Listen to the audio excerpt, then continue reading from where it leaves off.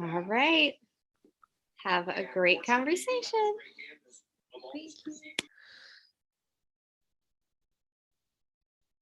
Are we live now? I think so. Yep. Yay. Hi, everybody. Okay. Hi. Hey, everyone. Thanks for joining us today. I'm so excited to see Jayci, your beautiful, lovely face. Oh, you too. Oh, I'm doing my thank you. little happy dance, Sarah. Me too. We're in the day and age of live Zoom events. So I'm just happy to see another person's face right now. It's really great. Yeah, it is. It's I saw you like in real life, like a few months before all this hit, right? Yeah. At the Rip Bodice event. Yes. And it was so wonderful. And you're so very beautiful and tall. Thank you. Oh my God. Thanks for saying that. Yeah. I think that was almost like 2 years ago, right? Like, yeah, it must be by now. Yeah. It was so fun though. And I'm living for the day when we can do that again. We can see people in person and not have it be an ordeal. Yeah. Since I debuted last year, basically none of that's happening. I know. Yeah. I don't know what that feels like. To me, like all there is Zoom, live Zoom, YouTube live, whatever. That is all I know. Yeah, honestly, that's kind of how I've adapted. Like, I'm like, oh, what is going out and seeing people in person? I have no idea. I don't know what that's like anymore, sadly. But I'm happy whether I can see you in person or virtually. I know, like we can't stop smiling. It's like whatever. And we keep laughing. Okay, you guys, sorry, we're gonna calm down and start talking and sound, intelligent soon. Yeah, no, you have to understand, like we're writers, we spend a lot of time inside not talking to people. So when we get to talk to people, it's great. But yes, no, I'm super excited to be here with Love Sweet Arrow and with Jayci Lee to talk about our books, my new book, On Location. And Jayci, you had a release come out not that long ago. Yeah. Last month. Yeah, August. Yes. Now yes. October, so it's 2 months ago, right? Oh my gosh. Crazy. Isn't that crazy? Yeah. So the Dating Dare came out on August 3rd, and I can't believe it was almost 2 months ago. I can't take it right now. Overload. October already? Yeah. And I feel like maybe it's because I'm in the middle of my release stuff too. It just kind of like, there's so much stuff, so it all like kind of flies by, you know what I mean? So it's kind of crazy to try to keep up with it. So, and then like you look at the calendar, like, oh wow, it's 2 months later. That's absolute insanity. But yeah, but it's all good. It's all good. It's all good. Congratulations on your release for On Location. That cover is mesmerizing. I just love it. I stare at it like periodically. Oh my gosh. Thank you so much. I love it too. Thankfully I have a really wonderful cover artist who has done all of my covers, Vicky Chu, and she's just so talented. And I think she really captured like the sweetness and the fun playfulness, but also like the cool background of where the story takes place, which is Utah of all places. I know that that's kind of like a different place to set a romance, but that's just where my head is. I'm just a little weirdo wanting to set a sexy romance in the desert. But you love the outdoors. I see your posts where you're hiking and this, beautiful nature. Nature I don't jive very well. Well, you're like a city person, so no, right? I'm a suburban. I'm just a home girl. Like wherever you set me, wherever you locate me, you will just find me in my house. That's, you know what? I can totally relate to that. That's cool. That's a great way. I mean, that's cozy and comfortable. Who wouldn't want to do that? It is. Yeah. So, considering that the pandemic and the lockdown happened, I guess I'm lucky that I didn't get too stir crazy, but honestly, it was a bit too much even for me. Oh yeah, yeah. And I think we're all kind of, no matter how much we like being at home, I think at this point, like it'd be nice to go out and see another person at some point. Yeah. Not not to go on about that. I know everybody's in the same boat. I know, right? Everyone's like yeah. been there, done that, doing it still. But let's talk about rom-coms. Yeah, my favorite thing to talk about. I guess I can just briefly, for anyone who doesn't know, On Location is a sexy rom-com romance, and it's about Alia. She's the main character. She is a showrunner for an outdoor television network, and she gets her big break, which is to produce this really amazing series about the national parks in Utah. And she's so excited about it until she meets her newest film crew member, who is Drew. And he's the guy she had the most amazing first date with, but then he ghosted her. So yeah, so it's just navigating the conflict of that. They have a few spats, but there's an attraction between them for sure. So it's navigating that, and then all the while trying to put on this outdoor television show. So I think it's a really fun, sexy, emotional romance that I think if you're a fan of, rom-coms and romance, I think you'll like this one. You will love it. Yeah, we're a little biased, but I think you'll love it. I think you should totally. So I know you love writing enemies to lovers trope. So I'm kind of getting the vibe this probably starts out as that at the very least. Yeah, definitely. Yes, you're totally right. I love enemies to lovers. That's not a surprise. Anyone who knows me, it's my absolute favorite trope. And that's essentially what happens here. It starts out a little bit differently because they meet each other in the first chapter, Alia and Drew. And so they have this like really cute meet cute on the subway, and they have this great date. But then because he ghosts her, that very quickly evolves into enemies to lovers. But of course, because it's a romance, they get back on track after some banter and conflict, because the attraction is there. And I don't want to give anything away, but Alia finds out the reason for the ghosting later on, and there's a good reason for it. Drew isn't a jerk. He wouldn't just ghost somebody for. Of course not. Right. Of course not. Yeah. Of course yeah. not. You wouldn't write a jerky hero, never. No, never. I would never. No. So yeah, it's hard to, I don't know what your favorite trope is, Jayci, but like enemies to lovers is my favorite. So it's hard to get away from your favorite, I know.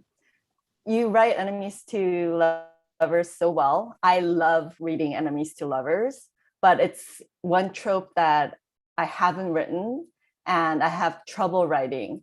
I'm like afraid to make my characters be mean to each other. It's so hard, isn't it? I feel like wrenched, in the heart, like to make them do that. I don't know. But it kind of feels good. So you keep doing it. Yeah, exactly. I think there's like, as long as it's, they're not being too mean to each other. And every writer is different, obviously. But I feel like because there's a lot of like attraction and sexual tension on the, under the surface, that's kind of what salvages it for me from getting to be too mean. But I mean, the tension is just addictive to me. I can't break my addiction to the enemies to lovers tension. I love writing it and I love reading it. It's so good. For me, the dating there, I feel like doesn't have like a specific trope. It was during the pandemic. I wasn't thinking straight. I don't know. But I guess the closest you could get is like a fake relationship. So it's about these two commitment phobes who has like a tipsy game, who plays a tipsy game of truth or dare. And the hero, Seth, dares Tara, the heroine, to go out on 4 dates with him, with one caveat that she couldn't fall in love with him. So she's like, bring it on.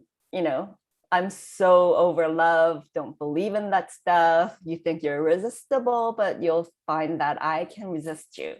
So she takes them on, and they both have like heartbreak from bad relationship in the past. They seem really different on the outside. I guess this is as close to enemies to lovers you could get from me, because she's super sassy and blunt and just badass, and she will just say it. And sometimes it's not the nicest thing, so the hero has to kind of take that, but he's just a sweetheart. So he's a cinnamon bun, like down to the gooey, cinnamony core. So he takes it, but it's really about their journey and discovering who they are and becoming the best versions of themselves to deserve each other, to get there forever. I do have one trope. There's only one bed scene. So Oh my God. there you go. Okay, honestly, I mean, as much as I love enemies to lovers, the only one bed is that's like catnip to me. I'm like, yes, I want that all day, please. So that just sounds amazing. And I have your book on my Kindle app, and I'm really excited to read it. I am all about the one bed trope. I even did a variation of it in On Location, except it's only one sleeping bag because they're camping and they're outdoors. So it's not as, the ambiance is a little bit different. Yeah, but yeah. I think the tension and the sexiness holds, you know what I mean? Yeah, one bed, definitely. Yeah. Because in A Sweet Mess, the predecessor to the Dating Dare, there's only one tent. Yes. Yeah. Okay. Yeah. And I borrowed inspiration from that because the only one sleeping bag happens in only one tent in On Location. So you're just inspiring me. Yeah, for them, there was only one sleeping bag. So like she wakes up the next morning and finds him under a pile of blankets. So that was fun writing. Definitely. It's one of my favorites. Yeah, I'm all about that. I think that's part of the reason why we get along so well. I think we like a lot of the same tropes, Same tropes, and like I think it's the same emotion, really. Like the dance, right? One step forward, two steps back. Will they? Won't they? And just the slow burn heat of it all permeating the book and the stories. I guess we kind of like torturing our characters a little bit, don't we? Yeah, and it's, you know what, it's okay, because in the end, they get a beautiful, happy, sexy ending. For the Dating Dare, when I wrote the Black Moment, I actually cried. Oh my gosh, did you really? I was shaking. I wrote it and I'm like, oh my God, I can't believe I did this to them. Okay, now I have to like prep myself for when I read it, because I don't know if I'm going to be able to. I'm probably going to cry then. If you cried writing it, I don't know.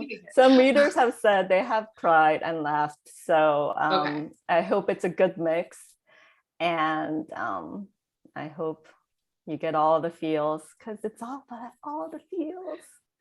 I love books that make me laugh and cry.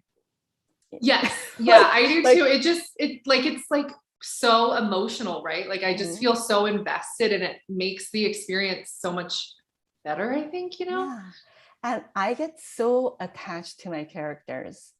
The way I write my books is that I get to know my characters inside and out, and they drive the story. They're everything. So when I do mean things to them, I guess it hurts, right? They're like my kids, and I'm like, oh, bad mom. Sorry, go ahead. Sorry. Oh, no. So I was going to ask you about, you have been very, very busy. I think, so you have On Location. Before that, you have Sips and Strokes. Yes, yeah, Sips and Strokes, yeah. That's like indie with a writing partner. And then you have a novella, and then you have a radio show you're writing, or? Yeah, kind of. It's like a audio series app. Yeah, yeah, like a and a woman's fiction coming out soon? Yeah. I do. My very first women's fiction book comes out December 1st. I'm really excited about it. I have it right here. Just it's called 3 More Months. So just to put all my books out there. And your lovely pen name for that. Yes, it's Sarah Echavarre. So just trying different. That was my way of dealing with being stuck at home for the pandemic. Like I had nothing better to do other than like, well, here are a million story ideas. And I don't have like children to keep track of. So, it's just writing. Otherwise I'll just like sit on the couch and eat cookies all day, and I can't be doing that. It's not healthy. Oh my gosh. I, on the other hand, have 2 young boys that I have to constantly keep track of.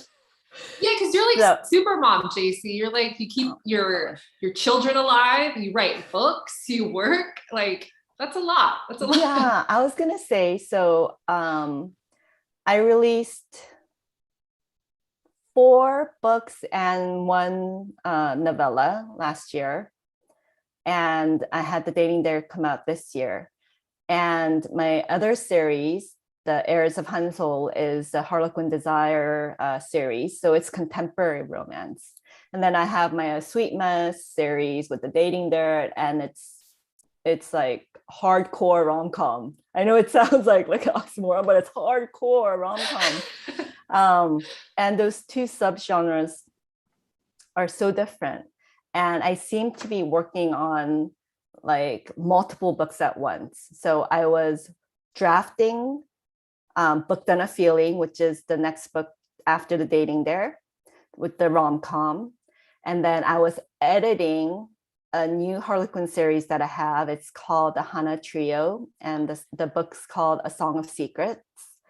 And it's very, kind of dramatic, and like family dynamics and all of that go into it. And just the mood of the 2 books are so different. But I was editing and drafting that while I was also promoting The Dating Dare. So 3 books in different stages of the publishing journey were on my plate at once while the kids were at home during the pandemic and we couldn't leave the house. And I just remember feeling like I'm getting emotional or mental whiplash trying to go from one subgenre to the next, like to another. And the voice and the mood is so different. I had to get into it, and I had to do it quickly. It was just really draining just to switch back and forth like that. And I was going to ask you, doing so many different types of books, do you feel that whiplash effect? Oh my gosh. Yeah, I do. And I like, first of all, amazing job, you, for doing all of that. It's incredible. But yeah, it's honestly exactly how you describe it. It does feel like whiplash. Even if it is, because my women's fiction books that I'm working on, they're much more, like I would say that they're more tearjerker than anything else. So that's completely different than, romance and rom-com and the happily ever after and the sexy times and the banter and all that stuff.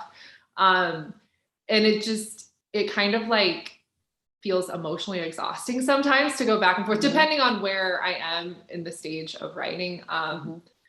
It's hard to go back and forth sometimes, but I think it's good for me to do it just to be able to try something different and to just know that I can, venture into these different genres and subgenres and try something new and keep that creative muscle in me flowing. Because I think it's important to challenge yourself. I mean, you should do what you love and what makes you happy, but I think it's also important to challenge yourself if you want to, I totally agree. I love the 2 subgenres that I write. It's just that when I'm writing the book, I'm in love with it, unless I'm, in hate with it. It just depends on when you ask me. But it's this love-hate relationship, and it's, you're intensely connected to this one story, and to be jerked out of it, I sometimes hate that. But then once I get into the other subgenre and that book, then I love that. So I do enjoy writing contemporary romance and rom-coms. Right now, I'm kind of working on a passion project, which is an urban fantasy. So Oh my I'm gosh.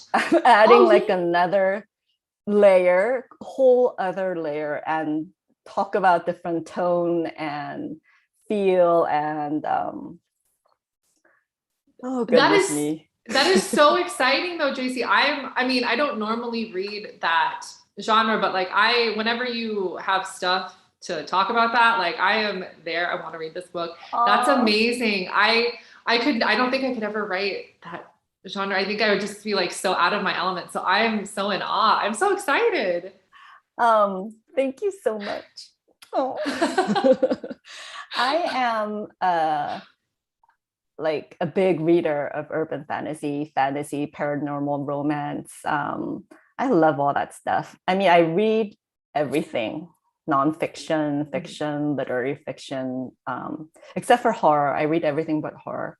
Um, but I feel like right in my element when I'm writing the urban fantasy because I grew up watching Hong Kong movies and the over-the-top action and blood and gore and excitement, the adrenaline rush. Like I think I was preparing for this all my life to write these action scenes. I think you were. Yeah. That's the perfect prep for something like that, I think. And then I also grew up watching K-drama. So, that prepared me to write my romance genres, right? Yeah. So I feel equally at home at both. And I hope I get the chance to bring you guys this urban fantasy. Oh yeah, we're all. I mean, like anyone who reads your books is like 100% on board with that. Obviously, like It's so different though. You know how Yeah. you changed your pen name for your women's fiction? I'm like, do I need to do that when I do paranormal? Yeah, that's such a hard thing to think about. Because like honestly, before I started publishing, I didn't even think about stuff like that because you don't know until you venture out in this Mhm. industry. But yeah, that because they are totally different, and some people are very separate and don't really read either genre. But I don't know. That's a good whatever you do, let us know so that we Yeah. can come get your book when it's There's this whole alter ego thing. So Mhm. Jayci Lee is my pseudonym already. So do I want two pseudonyms? Do I have to respond to three like different names? Right? It's right. That's what I have to think about too. Like you have to like remind yourself, what name am I going by for this so that I answer correctly to that one. Uh-huh. Yes. It's really I was gonna ask you, so like I'm somebody who likes to write at night, preferably. Like that's typically how or when I write my books. Like I wrote on location. Do you also have like a certain time where you write, or like does it depend on which genre or book you're working on or when you have time? So my schedule revolves around my children. So when they go to school, I start writing around 9, 8:30, 9. And then I have to pick them up like 2:30, 2:45. So 8:30 to 2:45 is my work hours. So that's when I write. And then in the evenings, I try to have time to spend with my family and, also acknowledge my husband occasionally. um, so I try to leave the evenings and weekends free. But on the weekends, I'm not technically on my laptop and typing away, but my mind is always just worrying with ideas. So I do a lot of staring at the wall. Oh, you too. It's not just me. I feel really good about that. Yes, I just kind of zone out and stare at the wall. Honestly, I'm I working. think it's yeah, no, but I think that that's important though, because like when you're writing, like you said, like or at least my brain, it's like always going. You're always thinking of stuff, and you're always like, plotting or revising, or you're doing something. So I do think it's important to have those moments where like just give your brain a rest. rest. Yes. You know, so Yes. it looks like you're spacing out and not paying attention, but that's not, I think you're just giving your brain a rest, honestly. Definitely. And before, when I had so many books come out last year, I think I was pushing myself, and at one point I couldn't think. I just could not think. And all I had to do was walk away from the laptop, take a day off. And then, you know, I was like blow drying my hair in the bathroom. I'm like, oh, there you go. Just fix that problem, right? I know exactly how to work that scene out now. So I think it's important to balance. So as I guess, evolved as a writer. I only debuted last year, so it hasn't been that long. No, but you've put out so many books, you know, so it feels longer in a way, you know? Yeah. So I feel a little more experienced than I actually am, but I've evolved in, 1.5 years. And now I try not to work on the weekends and try to have time for family and to recharge. Speaking of recharging, what are you watching? Oh my gosh. Okay. So this is weird, but because it has nothing to do with romance currently, but I just got done watching that Hulu documentary about Britney Spears's conservatorship. Oh. And then I'm going to watch, and then Netflix did one too of it. So I'm going to watch that one as soon as I'm done with some work stuff. So that has literally nothing to do with anything that like my book has to do. I know. I mean, but that's the point. What do you Right. do to take a break and give your mind a break from writing, right? Yeah, exactly. Yeah. What are you watching? Can I ask? Squid Game. Oh, I've heard of that. Yeah, I haven't seen it though yet. It's so good. It's so good. It's a K-drama, but it's shot kind of like a movie. It has like the main character was this heartthrob when I was, I don't know, in my 20s. So it's good that he's still on top of his game. I'm going to say that he's a better actor now.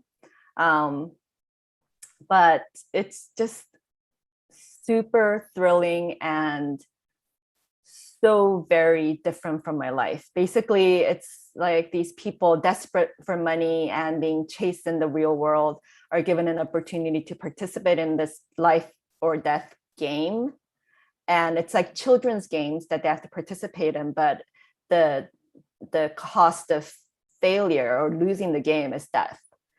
So they're, think Hunger Games, but with a ton of people and this whole ensemble of different casts with completely different dynamics. The only similarity they have is that they're desperate. They have nowhere else to turn in their real life. So they came to this game and they're risking their, lives. And, how far removed from reality could that be, right? Yeah, exactly. But I think it's like what you said, like, it's nice to have a break from what you're working on and have it be completely different. It kind of, I think, resets my brain, Yeah, I think so too. And of course I watch Ted, what is it? Oh, Ted Lasso. I haven't gotten on that yet. I want to though. Oh my gosh. I know, I was the very last one on this planet. No, it's me. It's me. Oh, you are the very last one on this planet. Yeah. Okay. And I promise I'm gonna watch it as soon as I get done with some deadlines. But do you like it? Because it looks really cute and it looks really good. I love the first season. It's very it's trope-tastic in its own way. There's this woman with a secret agenda out for revenge against her cheating husband, and this guy who's so kind and so upbeat, but he's also going through his own personal troubles. And there's all this slew of characters. There's this bad boy who kind of transform into a good guy, and it has all these tropes that we love in rom-coms and romance in general. So the first season I absolutely loved. I consumed, I inhaled it. And then second season I think it's pretty good. and they actually make rom-com references. And one episode was a tribute to all the rom-coms, and they did these like cute little just scenes. And if you are a rom-com lover, you're like, oh my gosh, that's from there. Oh my gosh, that's from there. And it's absolutely adorable. But the reason I brought Ted Lasso up is it's so close to what I do. It wasn't as big of an escape for me as Squid Game. Right. And I always wonder, I am fluent in Korean, so I watch Squid Game with no caption. And because the translation is distracting, I end up reading that because I am a little bit more comfortable with English. So I do like revert to reading that. So I just turn it off. And there's all these colorful language and a lot of cussing that's just so quintessentially Korean and filthy. And I feel like there isn't like English equivalents to how bad those words are. So I don't know. I wonder how that translates. So when you watch Squid Game, let me know. Okay. I'm good. If they're just like son of a, I don't know if this is G-rated, so I won't say any words, but no, I'm gonna DM you, Jayci. I'm like, okay, so what does this mean? Like, does this translate at all? Yeah. So I always wonder, especially the bad words, and it's the Korean movies. A lot of it's the bad words that are hilarious, because they're just like cussing up a storm, and it's just kind of unexpected and like shocking. And then it's funny because you kind of don't expect that character to be so raunchy, but they are. So watch it and tell me how that is. Okay, I'm gonna do it after when I need my next mental reset, I'm gonna do it. So like when I DM you like 30 DMs, like, hey, what do these words mean? You're gonna know I'm watching it.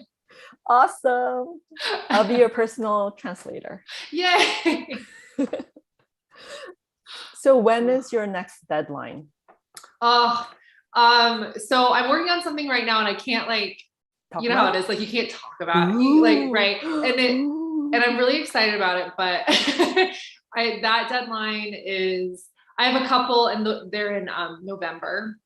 Can you just tell me if it's a different subgenre or genre? Okay, so one is women's fiction and one is a romance, but it's a little bit different. It's like, you don't make, I hate how vague I have to, but you know what I mean? Like you have to like be vague about it until you can announce it. But it's a little bit different though. So stay tuned. Whenever I can announce it, I'll announce it on social media. But those are my immediate ones. And then I have another romance coming out in spring of 2022. So that's my next thing to get excited about. And then I wrote another book with my writing partner, Sky McDonald. We write A Sarah Sky together. So there's another book coming out also spring 2022. Also stay tuned when I can give you like actual pub dates, because I mean, I don't know, Jayci, I think, like you have to like wait and then then they say it, then you can, you know what I mean? Exactly. You have to wait till you get the green light to talk, about your own work. It's not because we don't want to talk about it. It's because we can't. I'm sure it's in our best interest to let the people who know what they're doing do their stuff. So but it's not like we're trying to like entice anyone or be mysterious or anything. I'm not like mysterious. Oh my God. I couldn't be if I tried. I'm just like, here it is. Get it. I'm like the worst scorpion or scorpion, like what do you call it? Tell me what it is. I don't know. Horoscope sign. This Scorpio, is that Scorpio? What that is? Okay, Scorpio, yes. Sorry, I thought do scorpions do like sneaky things? No, I'm Scorpio, so I'm very bad at that stuff. But I'm supposed to be mysterious and intense and like powerful, and I'm like. I mean, you're very powerful. You're just not like sneaking around being mysterious. You're very like straightforward too. So I appreciate that. That would be exhausting to have to deal with somebody who like, I have no idea what they're doing. They're being really sneaky about everything. What do you have coming up that we can look, other than the amazing fantasy that you're working on right now? Okay. Yeah. So yes, I'm working on a proposal for that. And I'm also working on a proposal for the second book in the Harlequin Desire Hana Trio series. So it's about these three sisters who are part of a string quartet. So the first book was about the cellist, the oldest sister. The second book is about the second oldest, who's the violinist. And so I'm working on that story, and I'm thinking about this one is going to be absolutely trope-tastic. So it's going to be just juicy and tasty. So I have to like kind of finalize that mid next week. And then I'm working on edits to Book Down a Feeling, which is due at the end of the month. And then mid-month is when I hope to be done with the urban fantasy proposal. So I have next week, mid-month, end of month, and then November, I have to work on yet more proposals. So I feel like I'm at this crossroads. I feel like I'm starting over. You know, I started out with like a 6-book contract, which kind of blossomed into like a 10-book contract because of a novella and 3 more books. And then now I'm out to get more contracts. And it's terrifying. I know, it's like never ending, right? It just always feels like you're working toward, which is great. Like that's awesome. But I totally get what you mean. It feels like you can't just settle, you know, you have to keep thinking, you have to keep pitching, you have to keep working. I keep thinking, when am I gonna be able to catch my breath? You know? Yeah. But there are all these stories that I want to bring to you guys, and I'm so excited to write them, but I'm like, oh my gosh, I'm creating more deadlines for myself, right? Right. It's all like self-imposed, right? Like we're doing it to ourselves. So many deadlines. I can't complain because I'm doing it to myself, like you said, but how do you survive deadlines? Do you snack on things or... Yes, I do. Sorry, I made that face because I'm thinking of all the horrific things I eat that are very unhealthy, but they keep me going. What's your go-to snacks for deadlines? Honestly, anything sweet. Like I'm obsessed with, do you know Snowballs? Those gas station, like they're pink and they're coconut. Yeah.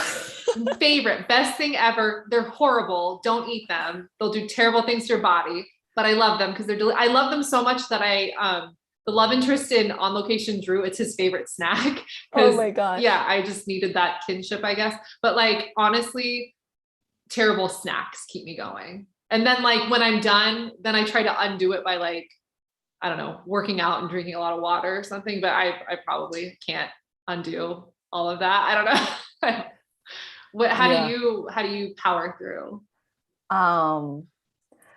My favorite deadline snack is both salty and sweet kettle corn. Oh, yes. So it's just like the crunch, sweet, salty like sensation helps me like move through the paralysis of stress and panic and deadlines. So that's my favorite. And then anything chocolatey. I love dark chocolate. So dark chocolate, peanut butter cups, dark chocolate covered almonds, just things like that. I think it's like the sweet and salty for me all the way. Yeah, it's a good, whoever thought of that flavor combination is a genius. It's so good. Yeah, right? It started with like salted caramel, didn't it? It's like, yeah. Who would have thunk? Yeah. Have you, I was going to ask, do you like chocolate covered potato chips? I haven't tried it. Oh my gosh. I've never tried it. If you like chocolate salty, you should totally, that has gotten me into trouble many times. That sounds horribly It does. It's delicious. Yeah. Yeah. Yes. Yes. It is. And it's not healthy, but it's so yummy. Highly recommend if you want to get into more snacks. Oh, my ultimate guilty pleasure type snack is flaming hot Cheetos. Oh, those are so good. Oh, and they're So addictive good. too, right? They You can't are. just not eat the whole bag, Mm, right? no, it's impossible. It's one of those things. Unless you have like, will of steel or whatever, it's just not gonna happen. And nobody has that. Your Nobody- fingertips turn red They and turn red. it's just like I should be typing, but my hands are too dirty, but I can't stop eating. It's like I swear to God, that snack, it has something in it that makes it borderline addictive. You just can't stop, and then you eat it. And I think so. yeah. Maybe it's cumin. I don't know. Yeah, it's cumin. I bet it's cumin. Yeah. Don't quote me on it. I don't want to give away the secret recipe with my distinguished palate, but I say it's cumin. We have very sophisticated palates. Obviously, we're eating snowballs and hot Cheetos. Thank you very much.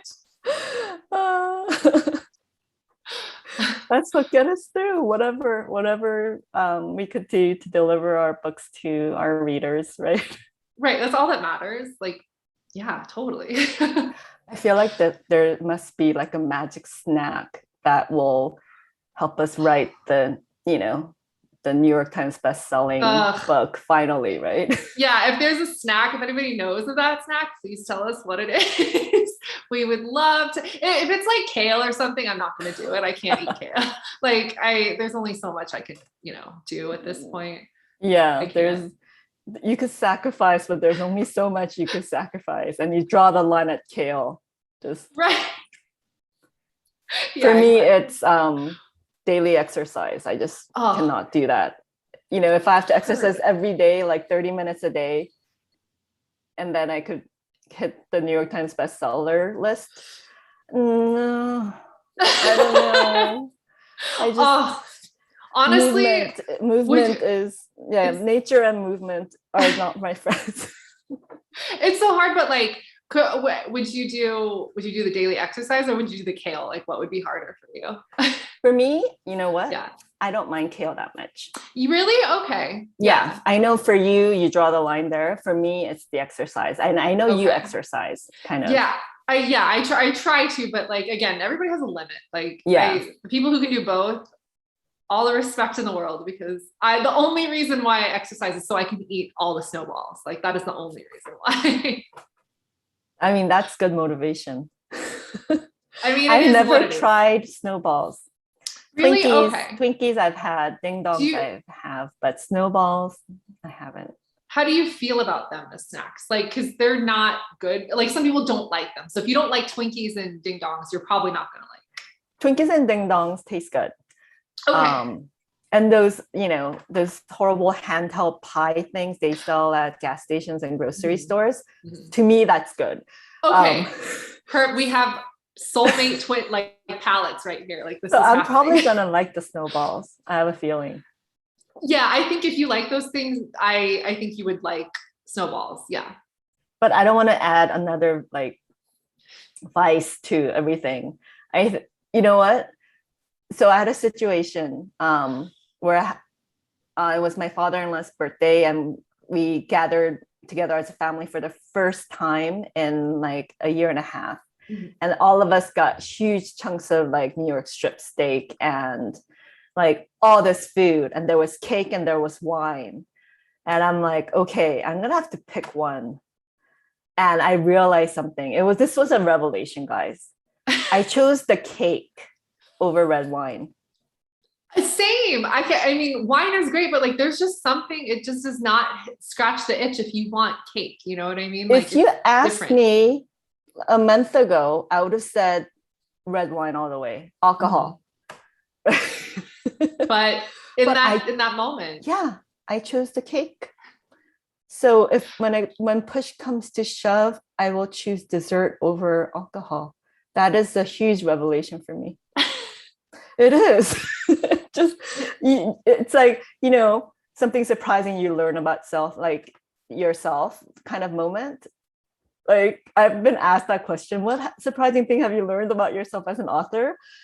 I'm like, oh, I don't know, but like this was like, I like dessert more than alcohol. That was like, that's like the most surprising thing I've learned about myself. I mean, honestly, pandemic. I love it. Like that's yet another reason why I think we get along so well, because I'm the same. I have yet to make the transition to full. I mean, like I have alcohol sometimes, but like, no, if you gave me a choice between, would you like snowballs or would you like a glass of wine? Like snowballs all the way forever, sadly. But the cake was so good. It was this Yeah. Korean, it's this, I don't know if you have it in your area. It's called Paris Baguette.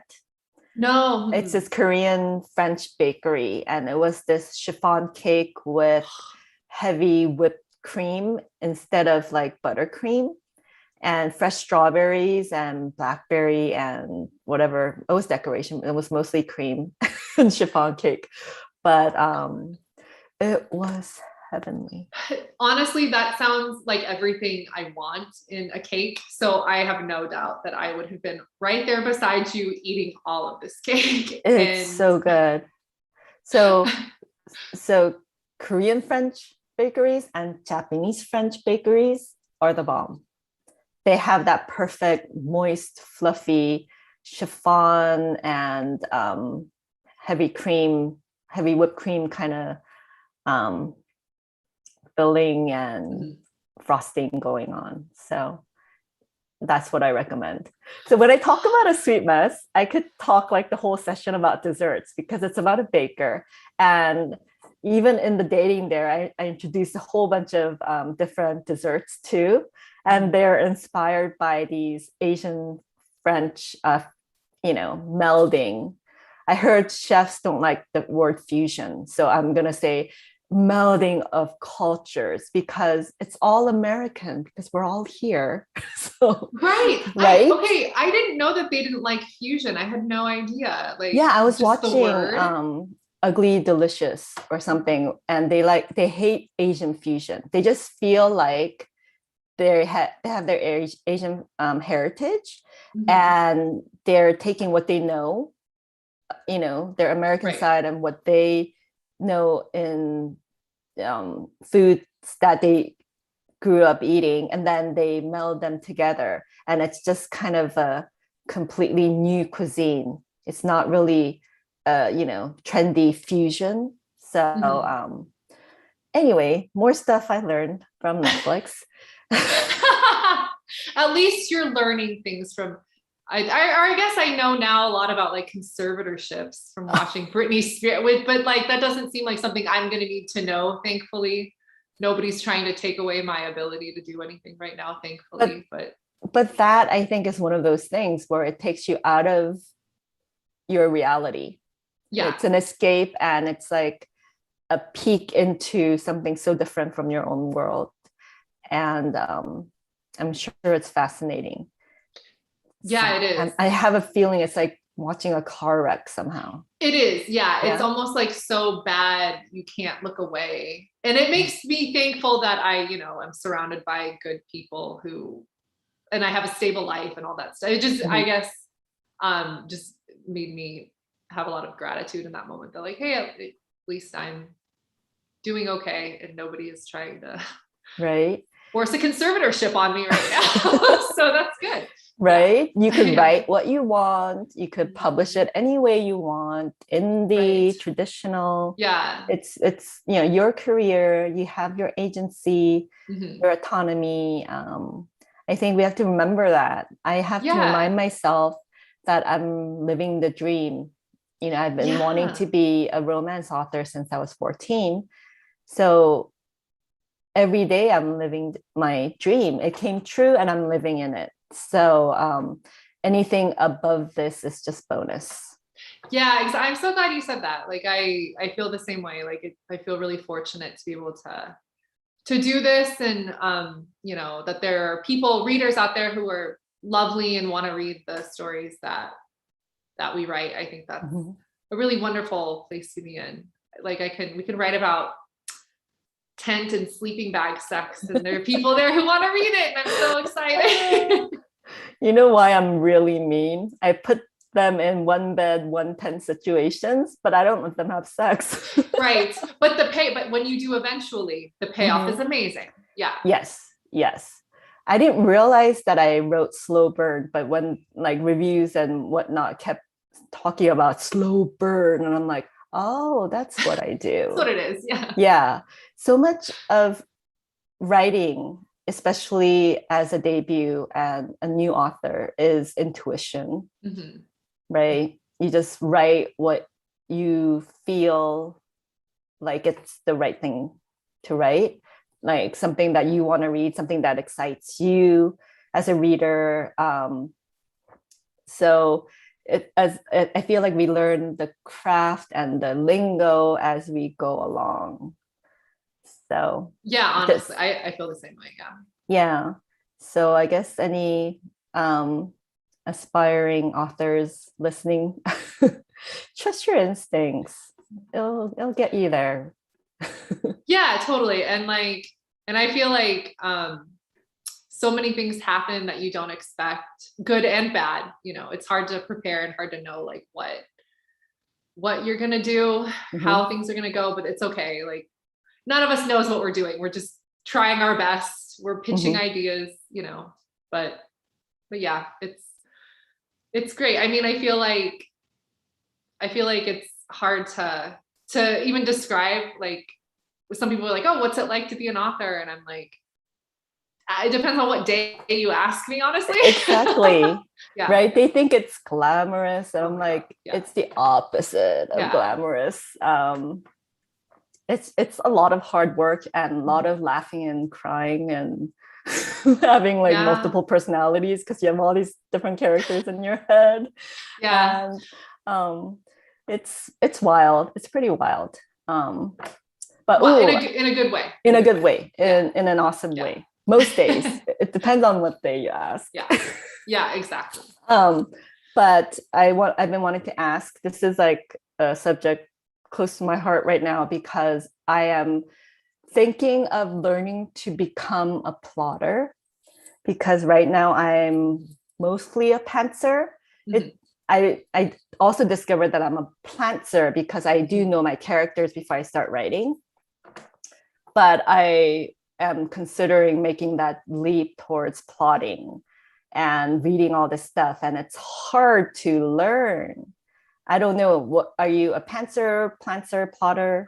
Oh gosh, great question. And actually, if anyone has any questions you want to ask us about anything, feel free. I definitely was a pantser, but then like when I started wanting to write more books for publishers, I learned that you have to figure out a way to like plot in some form. So I've taught myself how to be a plotter as far as I can do it. And so for me, that means like writing an outline that's maybe like a couple pages long and it hits like all the main points of the story, but there's still like a lot of room for me to change things.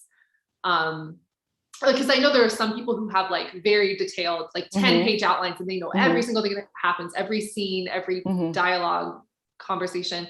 And I'm not like that. Like there's so much that happens and unfolds as I'm writing it. But I know, I genuinely know like, okay, it starts here and it's going to like the meet cute will be this, and then this will be the conflict, and this will be the major plot point one, and this is how it's going to end. So I know those major points, but like, I can't get more detailed than that. So that's my attempt at trying to plot as a pantser. I don't know. Yeah. So it's like forever plantsers, right? Yeah. I think if I write like a 2-3 page synopsis, that's as far as I could go in terms of like outlining. I can't imagine writing every scene out because I don't know until I'm in the moment. The characters have to decide what they're going to do. And things just pop into my head, and I like going with that. But I feel like the more books you write, like you said, the more books you have going on at once, you kind of need some kind of outline or a synopsis to work off of. So I'm trying to learn that. Again, again, it's about balance. I am, a creative, intuitive person. So that's the Pantser part of me. But to be efficient, I need to do some plotting. So yeah, I'm reading some books and trying to figure things out. And I'm skipping through most of the exercises they tell you to do. I'm like, I don't want to do Right. that. I just like, I'm just like, writing is exercise enough at this point. Yeah. I'm not doing a writing exercise to figure out how to write better. I'm done. I'm not doing that. Like, Yeah, I rarely read craft books, but I'm like, I probably could use to learn more since there's no more like, conferences where I could go to workshops, and that's where I used to learn new things. But so I started reading a couple books. It's enlightening, but I'm kind of running out of steam. I'm like, oh, I want to go back to writing. Yeah, exactly. And honestly, that I think as long as you find something that works for you, because like writing is the core of what you're doing. So no matter if you're writing, that's all that matters, Yeah. Yeah. And I just wish you could like tell a publisher, like, I have this great idea. Can you just pay me? I promise it'll be really, really good. But I can't write an outline right now. So I don't know what's going to happen, but the gist of it is this. And I have this feeling in my tummy and fluttering in my heart, and I know it's going to be awesome. Right. Yeah. So pay me. Yeah. More the better. Right. The more, the better it'll be. So that has not worked for me yet, but I'm working on it. So if you give me 5 figures, you're going to get a 5-figure book. You give me 6 figures and you'll get a 6-figure book. Right? That's how it works, I thought. Yeah. Yes. And snowballs are healthy. Yes. Yep. That's all you guys need to know. Yeah. Yep. There it is. The secret to writing a bestseller. Oh gosh, this is, I don't know. This has been really fun. Like, I know we've gone on like a million tangents, but I love it. Like, I don't know. I just love like talking about, this just feels like a nice little catch up conversation in addition to talking about what we're working on in books, which is very important, obviously, but I feel like this was very authory and yet fun for us too. Right. I hope people who are watching had fun listening to us. Yeah, I hope. Yeah. And thank you to everybody who, stopped by and watched our conversation. I know it's not the same as like physically being in a place and watching, authors talk about their work, but I mean, it is what it is. And I'm so glad that like Zoom exists so that we can do stuff like this until it's safe again to do events like that. Yeah. Yeah. And so many people from places that they normally wouldn't be able to come get to join us. So it's, I think the positive side of doing Zoom events is being able to connect with readers from all over the country. So yeah, exactly. I love that. Yeah. Cause I wouldn't know most of the people that I'm connected with if it weren't for Zoom and social media and the internet in general. So I know it sucks at times, but it's great because it keeps us all connected in a way. I agree. Maybe it's because this is all I know, but I love these author events. I love connecting with my author friends and talking about writing because that's what I love.